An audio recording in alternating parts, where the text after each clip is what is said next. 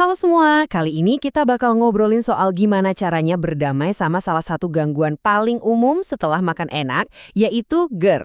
Dan kita akan bahas ini dengan cara yang asyik, biar hidup tetap nyaman, dan pastinya bahagia.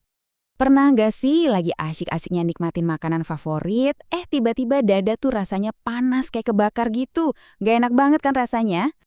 Nah, kalau kamu pernah ngalamin itu, tenang, kamu nggak sendirian kok.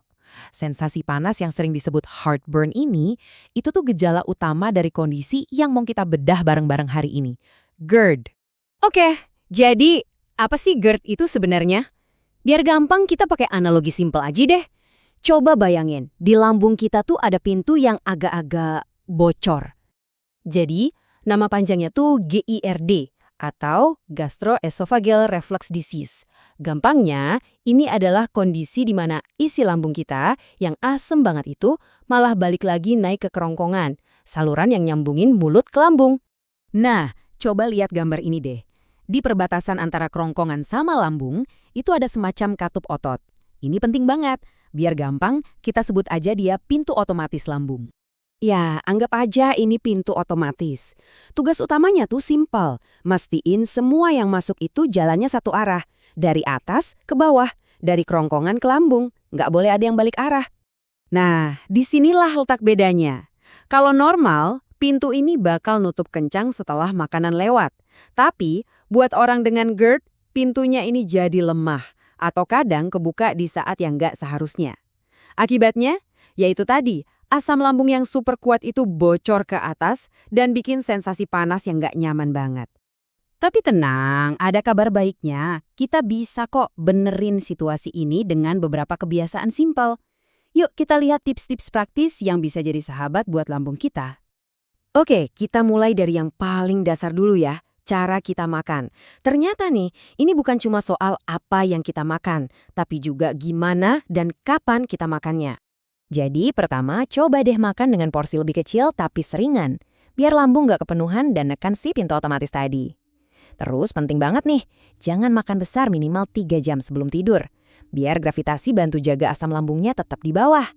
Dan jangan buru-buru ya makannya, kunyah pelan-pelan dinikmatin. Oke, selain makan, posisi tidur juga ngaruh banget loh buat ngatasin GERD. Soalnya kan pas kita tiduran, gravitasi udah nggak bisa bantu lagi. Ada 2 trik simple tapi super efektif. Pertama, coba tinggikan bagian kepala tempat tidur kamu. Ya, sekitar 15 cm lah. Bukan cuma bantalnya ya, tapi kasurnya. Kedua, usahain tidur miring ke kiri. Kenapa ke kiri? Soalnya bentuk lambung kita itu bikin posisi miring ke kiri jadi posisi paling aman buat nahan asam biar nggak naik. Nah, sekarang kita ngomongin soal makanan. Tapi ingat ya, pemicu GERD tiap orang itu bisa beda-beda. Jadi ini lebih ke panduan umum. Coba deh kamu perhatiin, makanan apa yang biasanya bikin gejalanya kumat? Yang pertama, udah pasti kopi dan minuman berkafein lainnya. Kenapa?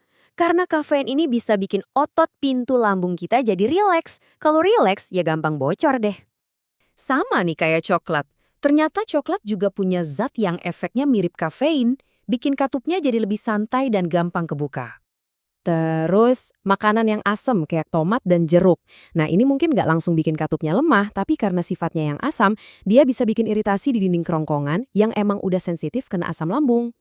Minuman bersoda juga nih, gelembung-gelembung gasnya itu bisa bikin lambung kembung. Kalau kembung, tekanan di dalam lambung jadi meningkat dan akhirnya nekan asam buat naik ke atas. Selain itu, ada beberapa lagi yang perlu diwaspadai, makanan pedas, makanan yang super berlemak kayak gorengan, terus bawang-bawangan, sama peppermint. Ini semua bisa jadi pemicu juga. Oke, ngubah gaya hidup itu emang penting dan efektif. Tapi ada saatnya kita butuh bantuan dokter. Nah, bagian ini serius ya, jadi tolong perhatiin baik-baik. Jadi, kapan sih gejala-gejala ini bukan lagi cuma gangguan biasa, tapi udah jadi tanda bahaya yang perlu kita tangani secara medis? Langsung ke dokter kalau kamu ngalamin ini ya.